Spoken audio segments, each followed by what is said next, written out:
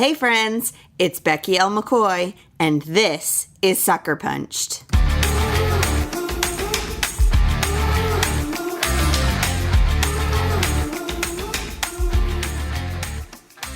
Hey friends, and welcome to episode 62 of Sucker Punch. Today, I am talking with Seth Haines. He is one of my favorite thinker, writer, speaker, content creator people to follow. And I've gotten to know him a little bit this year, and I just really appreciate how he thinks through things in really deep and profound and also very practical ways.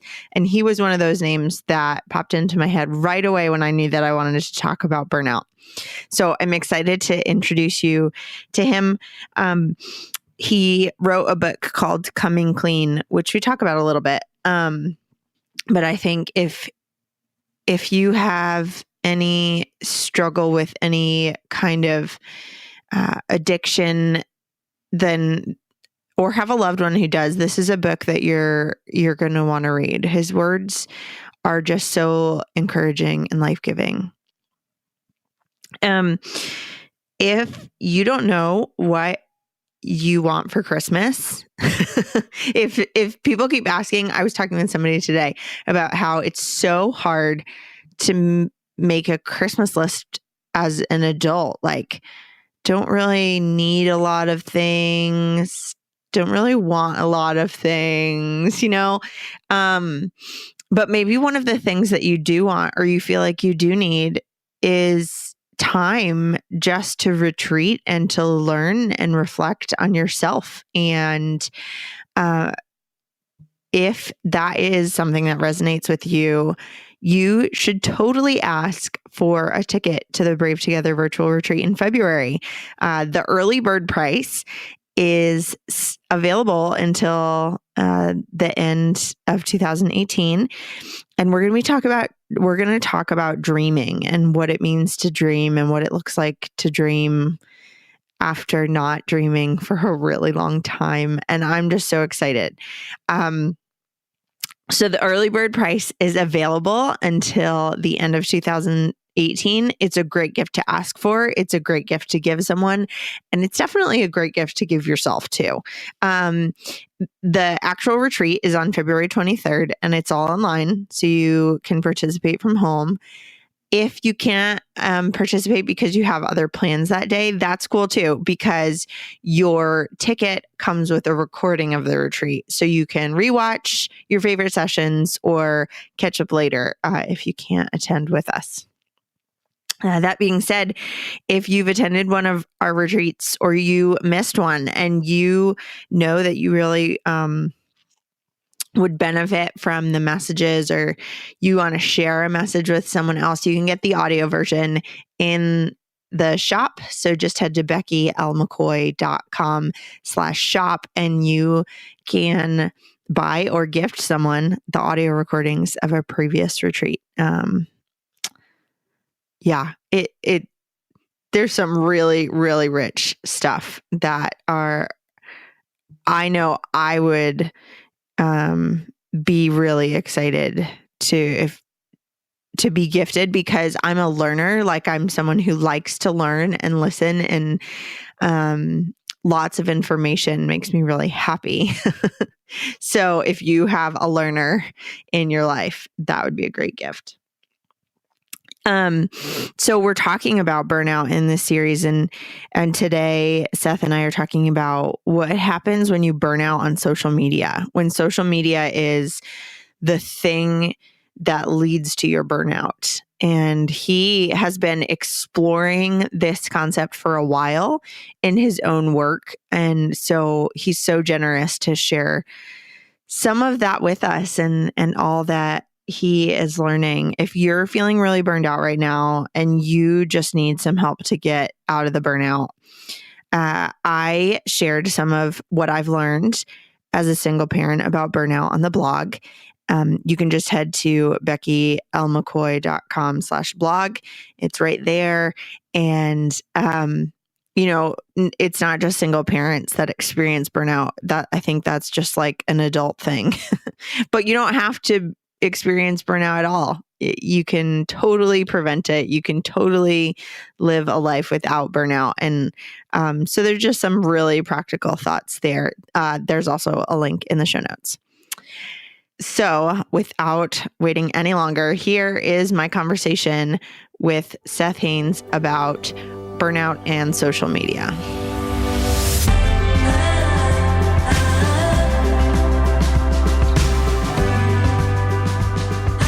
I am here today to discuss burnout on social media with Seth Haines. You may know him from social media or his excellent Patreon feed or his book, Coming Clean. So thanks, Seth, for joining me today. Hey, thanks for having me. I'm glad to be here. So I was just saying before we hit record that right around the time I was thinking about developing this series on burnout, you were starting to post about burning out on social media. So talk a little bit about what that looks like for you.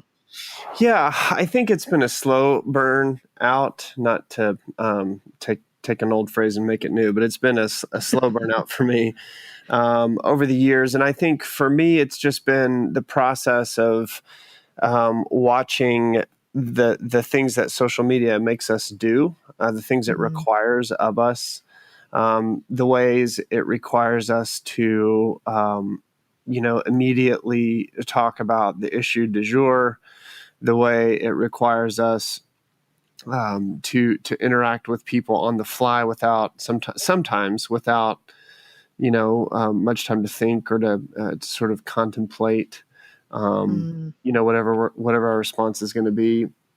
And then there is another aspect to it, which is just the unabashed commercialization of it all and the consumerism of it all. Just the way that it inundates us with advertisements, and not just any old advertisements, but very specific advertisements targeted to us to make us buy things that it knows we've looked at on the internet through the use of cookies or big data or whatever. Yep. And the way that we're just, opinion, vitriol, anger, fire is just mixed in with this soup of commercialism and materialism. And I think those things just kind of led me to a place a few months back where I just looked at all this and said, burn it down. I'm so tired. Yeah. But you didn't burn it down. Like, No. You haven't completely deleted social media from your life. So what does that look like? No, yeah, I haven't completely deleted social media from my life. So I'm an author, I'm a writer, and I'm also a co-writer. And so a lot of the things that I do are on social media. A lot of the ways that I promote my work or promote my clients' work is on social media. So in some ways, I raise my hand as the biggest hypocrite, right? Like I too use it for commercialism and materialism and consumerism. But what I'll say is this: I made a very conscious effort to avoid social media on my mobile devices. I thought, if I need to do something on social media, I can just get my computer and do it. And if I'm not at my computer and I need to do or want to do something on social media, then I have to make a conscious decision to go to my computer. So what I did was deleted Facebook, Twitter, primarily Facebook and Twitter from my phone, and just got rid of that sort of stream of constant anger and vitriol and hatred and consumerism. I didn't delete Instagram. And if you go look at my Instagram feed, you'll know why. I'm just not on it that much. Yeah, right. It wasn't an issue. Yeah, I use it. I probably use it a couple times a week. But it is an in and out sort of thing for me. So yeah, I just don't use it that much. So for me, what burning out on social media and scaling back looked like was just more intentionality in how I use it, getting the stuff off my phone that needs to be off my phone, and just making sure that every act of social media is an intentional act. Yeah. And something that I've really appreciated following you in this and other things is that you're just like opening up the conversation and experimenting to find out what works, as opposed to other people who, you know, all of a sudden you see like 10 ways to avoid social media and it like becomes a platform message. So how are you able to kind of keep that perspective that's so full of grace that you're just kind of figuring it out, as opposed to, I guess, I mean, burning it all down? It's like, you know, that it's like all or nothing. Yeah, I had a pastor once. I was actually I was actually leaving a church. This is a much longer conversation, but I was actually leaving a church to go into a different sort of denominational direction, and I was doing it like tons of good grace, tons of good feelings from both sides. Loved the church that I was at. I just began to have kind of a differing direction, and we were in the car, and he said to me something I'll never forget. It was really funny. We both laughed about it. He said, "It's not that you have a problem necessarily with a particular doctrinal view. It's just that you don't like the certainty of it all so much." And I started laughing. I was like, yeah, I think that's it. I think for me, and I have very certain and very definite opinions about things. But for me, I mean, anything less than an admission that this life is an exercise in experimentation, it kind of rings hollow to me. There have been too many people who've lived their entire lives as, you know, atheists and have gotten on their deathbed and said, oh, no, but there is a God. And conversely, there have been too many people who've led their entire lives as good, solid Christians and gotten to their deathbed and said, oh, I've been hiding this secret from you forever, and let me tell it to you. And so, you know, there have been too many gurus who've said, I'm a mess, I don't really have it all together. And too many gurus who don't say that, but they're outed in the media eventually for one reason or another as people who don't have it all together. So I do think that there is there's a tendency, especially in social media, to pretend as if we have it all together, to pretend as if we're the expert, to give people the 10 tips, instead of to say, well, this is just an experiment. Let's see what happens. And I just think life is a huge experiment. And so those are the things we should do. And we should open up the dialogue and talk about it and be willing to be wrong. And if there's one thing that I am, it's willing to be wrong. Who are some of the people that you feel like are using social media well, in that they're using it to connect with other people, but not at like a serious expense to themselves? Yeah, I don't know the answer to that, to be honest, because so much of that is a soul inquiry, right? It's is what you're doing healthy for yourself, or is it not? I can tell you there are times when I see things that are innately negative to the person, to the soul, to the expense of the soul, and it's clear when I see those things. Yeah. You know, it's kind of, there was this old line, and I can't remember, it may have been Justice Marshall, but I can't remember. There's this old line in the Supreme Court inquiry about pornography, and the justice said, well, I can't tell you what it is, but I know it when I see it. Yeah. And sure. and everybody kind of got a good laugh out at it. But that's kind of how I feel about social media. I can't tell you who's necessarily doing it super well, but I know when someone's not doing it well. I think if I were to tell you the people that I just sort of innately trust, that I feel like they're balancing this tension well, it's people like Emily Freeman. I don't know if you know Emily Freeman. Yeah, she's wonderful. Yeah, it's people like Emily Freeman, people like Tisha Oxenreider. There's a pastor that I follow named Russ Ramsey that I really enjoy. There's a political analyst named Michael Weir. Yes. That I think he's doing it really well. Yeah, he is such a great example, and everyone should buy his book because it is phenomenal. Yeah, and so what I see about these people, so there are different categories. Like these people that I just told you are people who are offering, like, they're serving their audience. Yeah, that's I don't true. feel like they're trying to do anything for ego. I feel like they're trying to do it to serve their audience. There's a woman named Jennifer Fulwiler, who, she may be Jen Fulwiler, I can't remember, but she's on Catholic radio, and her Twitter feed is just her funny observations about life. And it doesn't feel egocentric. It just feels funny. That's so neat. And it's good stuff like that. So I tend to look and say, like, are you trying to serve an audience? And are you doing it in a way that is deferential to their experience? In other words, that's trying to help them grow without being a complete jerk, or so binary. The other thing I ask is, are you just having fun? Because if you're just having fun, I'm not going to stop that. The world needs more fun these days on social media. That's so true. What so we've kind of been talking about this from the perspective of writing and using social media as a business tool.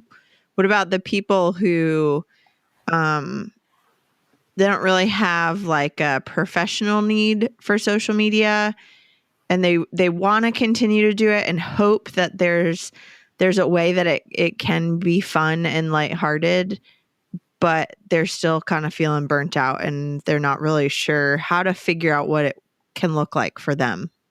Yeah, I think when we get to that place, when we feel the burnout and the tension, I mean, some people just are never going to feel it, and you can't make them feel it.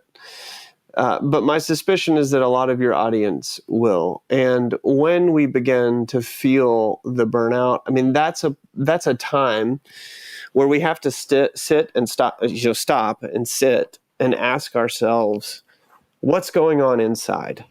What's the thing behind the thing? Often it's not the burnout.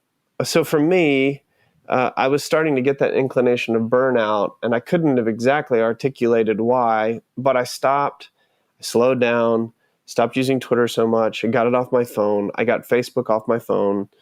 And when I finally went back to social media, I was able to identify, oh, this is why I'm burned out. Like, I stepped away from it, and then I was able to say, oh, I'm burned out because the hatred. I'm burned out because the division, the vitriol, the consumerism, the commercialization of the self. And it was only through that process that I was able to figure that out. So I think what I would say to the listener that you have that would say, I'm starting to feel that burnout, but I still want to connect with people. I still want to use this for good ways. I would just say, hey, step away for a couple weeks. Step away, do some examine, ask yourself, like, what is the thing beneath this burnout? Why the pain of this burnout? And how can I step back in a healthier place and use this for connection, or, to motivate people to listen to my podcast, or to read my books, or to go to Patreon, because we have messages we want to share. We just need to do it in healthy ways. Yeah, that's so good. I think that's even not social media related. When you're feeling burnt out, it's time to step away and get some perspective. Yeah. Yep. Absolutely. What would you, so in this series, we're kind of exploring also how is avoiding, not just avoiding burnout, but like intentionally preventing burnout. What is the connection between that and living courageously? Like, how do you see that being a way that someone can practice being brave? Yeah, I think bravery is a tough one for me sometimes, because I feel like, particularly in the space of social media, I feel like we don't highlight a whole lot of actually brave things, if that makes sense. And not to poo-poo the question, but we're not highlighting the bravery of immigrants who are marching across, land to an oncoming army at a border. We're not. That's bravery. Bravery is to use old war analogies, is charging the machine gun nest. Bravery is sticking up to the warlord. In Africa, these things are bravery. The smaller acts of bravery every day, like, we can participate in those. But in this day and age, so often it seems to me that what we call bravery is actually just being healthy. And so I would say, I think that the charge that I would kind of give anyone and give your reader is, it doesn't necessarily take a huge act of courage to be healthy, or a huge act of bravery to be healthy. And in this space, I'm talking about mental health. But by the same token, it's worth it. Yeah. It may be even more worth it than bravery in the day-to-day life. Like just doing the simple, mundane, healthy thing is actually a bigger deal. It makes us prepared to do the brave thing, to do the courageous thing when the time comes. And so I think that's kind of my long answer that I would give you. But to kind of go off of that a little bit, like to be healthy, to live a healthy life, like these are the things that we don't do well right now in this day and age. We don't do healthy dialogue well. We don't do healthy debate well. We don't do healthy politics well. We don't do healthy consumerism well, because consumerism is not necessarily bad. It's consumerism for consumerism's sake that is bad, right? So we don't do these things really well. And unfortunately, it seems to me anecdotally that social media makes all of those things much, much worse. Yeah, because it just kind of magnifies. Like if you step back, you can realize like, oh, maybe this isn't that big of a deal. Or yes, there is nuance, but maybe not quite as much as we thought. But because it's blowing up in your feed, you think it's like the one thing that needs to be focused on at the moment. Yeah, absolutely. That's absolutely true. I think there's a part of that, like the tyranny of the urgent. Yes. Like everything is urgent. And I just even spoke of an urgent news story that's happening right now. With the immigrants coming this way, but also people aren't talking about that because we had a horrendous murder act of terrorism this weekend on Saturday at a Jewish house of worship. And so we just move from one issue to the next. The tyranny of the urgent moves us from one thing to the next without allowing us the time to sit down and really contemplate what is going on. Yeah, and process. And when you add to that the fact that within the tyranny of the urgent, like for instance, right now, within the tyranny of the urgent on my Twitter feed is an advertisement for a shrimp bowl. That's amazing. I mean, it's here are the immigrants are coming, the refugees are coming closer to the border. This house of worship was shot up and people have died. Right. Oh, by the way, buy this shrimp bowl. Right. The incongruity is astounding. Yeah, it's astounding. And I think that's why the tyranny of the urgent has become such a big deal, particularly on Twitter and Facebook, is because it draws eyeballs in. And as those eyeballs scroll the feed, it can then co-opt them and shift them to look for the next thing to buy. Mm-hmm. So here's mine on Facebook right now. I kind of like ethically sourced green fabrics. So right now I'm looking, and I have a dear friend who wrote, "Folks, it's been a rough week. We have had a racist crazy try to get into a church in Kentucky and shoot people, but it was locked. You can imagine the rest of the post, yada, yada, yada." And it talks about gun control and some things that I really believe in. Then when I scroll down just one line, I have an advertisement for Appleus. Freshly restocked. Our beautifully blue customizable indigo bags are back, featuring the phrase of your choice. And the phrase is Green Acres, Elgin, Texas, on this one particular resourced blue jean bag. So we go from this very serious issue of racism and murder and slaughter to naked consumerism. And that's the kind of thing that keeps us off balance and keeps us unhealthy. Yeah. So what are some of the practices that you've put in place? Like you said, so we're recording this right at the end of October, and there are these like really heavy current events. Not that there haven't been the last couple of years, but like right now in particular, and how, I mean, it's enough to process one thing, but to have two major things in the news, like you said, like thousands of people escaping a violent country Mm-hmm. and coming to a country where people are violently being murdered. And how do you sit back and process those things without letting the shrimp bowl and the jeans bag kind of lie to your brain and say, oh, it's okay. Look, here's a shrimp bowl. Yeah. Yeah. Eat your pain. Right. And, Yeah. and this goes back to the science of addiction. I mean, what they're doing is they're playing on the pain of our society and then saying, here are the things that soothe addiction. I write about this in Coming Clean. Yeah. Eat it away. Buy it away. If I had been researching Scotch whiskey, which I have not, for those of you who've read Coming Clean, but if I had, I guarantee you one of the ads would be for Scotch. Drink it away. Yep. So I think one of the primary things that we can do is, particularly when we're dealing with the mix of the tyranny of the urgent with consumerism, we can avoid the spaces that conflate or that syncretize or that push together the tyranny of the urgent with consumerism. And here's what I mean by that. Instead of going on to the internet to do our lament, we can institute liturgies of lament in our home places, in our rooted spaces, in our real life, everyday world.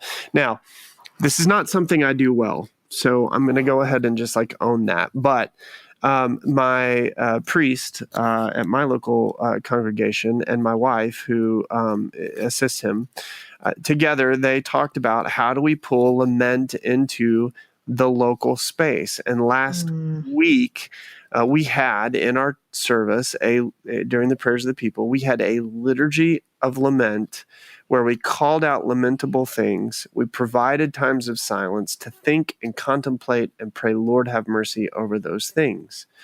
So instead of running to the internet and having all these things that distract us from the last thing, from the last thing, from the last thing, and then, oh, by the way, eat it away with this shrimp bowl, we had space to contemplate those issues one after the next with time to pray, to focus, and to say, Lord, have mercy, and to feel the weight. Those are the things I think that we need to do better because all of the talking on social media about these things is not fixing them. Instead, it's just driving our eyeballs to more to the more commercial. Mm-hmm. Yeah, it's so true. I love that idea to just create space and time for lament because we're really good at avoiding those yucky feelings. Yeah, totally. Well, Seth, this is such an ironic question to ask, but where can we find you online? Oh, yes, you can. All the places. Maybe we should just give clues and let people find me if they want to. So then you can show up in their feed. Yeah, that's right. Yeah, so that my books will show up in their Facebook and Twitter feed. See how I did that there? Clever. They can find me on Twitter at Seth Haines. It's SethHaines, Seth Haines. Instagram's the same, at Seth Haines. My favorite thing that I do, and it's kind of a quieter space. It's a space that is not, it's not inundated with advertisements, although you do pay to join, as my Patreon group.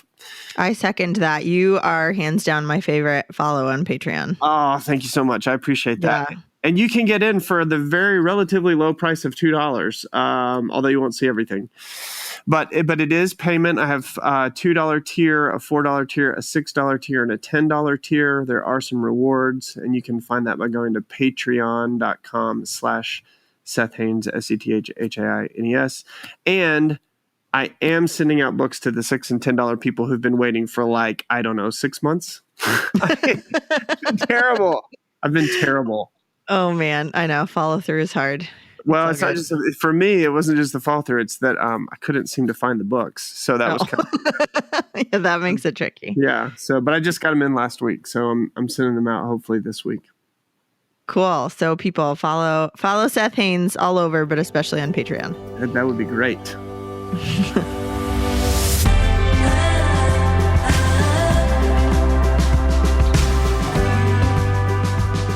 I am telling you, you are going to want to follow Seth everywhere. on everything. And definitely consider supporting him on Patreon. His posts are really thought-provoking, but not in a way. I think sometimes people ask the kind of questions he's asking and you feel like kind of depressed after you've thought about it. But he's really encouraging because he wants to find a better way and not just criticize the ways that we are not treating ourselves well.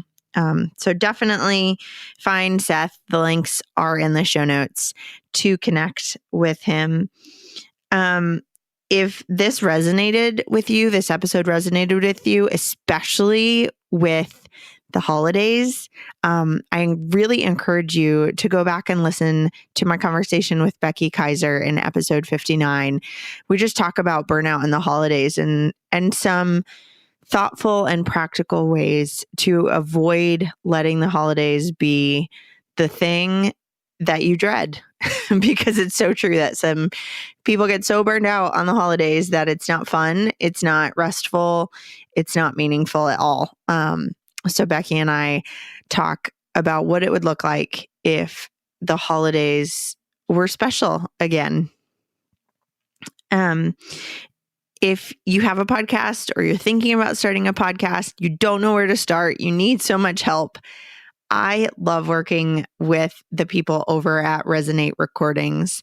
They not only do an incredible job editing and mastering and making everything sound great, but they will help you to do all the tech stuff too. And they are really wonderful in helping you think through the creative aspect. It's like a one-stop shop for podcasting. So I really encourage you to head over to resonaterecordings.com and get to know them because they're really wonderful. Next week is the last episode of the series on burnout. It's also the last episode for 2018, which is crazy. But I'll be talking with Trillia Newbell. You may know her. She's an author and a speaker. She spoke at one of the virtual retreats, and she's just one of those people that I love to be in her presence, even if it's just virtually. Right? Like we've had a few conversations and I just really enjoy every moment that I get to spend with her. So I really hope you'll be back as we just kind of wrap up this conversation on burnout. And I know that you'll be really encouraged by what she has to say. So I look forward to sharing my conversation with her next week. And until then, have a great week, friends.